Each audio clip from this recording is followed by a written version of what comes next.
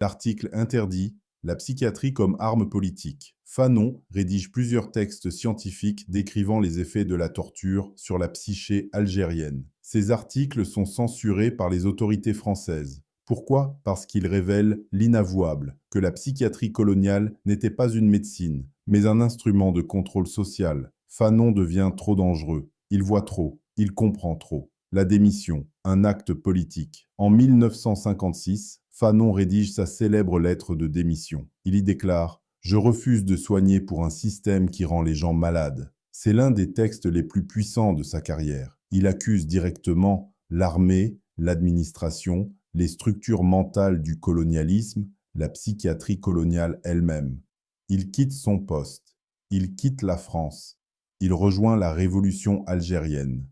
La psychiatrie l'a conduit à la politique, parce qu'il a vu que la guérison était impossible tant que la structure coloniale restait en place. Fanon au FLN, le médecin des maquis. Après sa démission, Fanon devient psychiatre clandestin pour le FLN.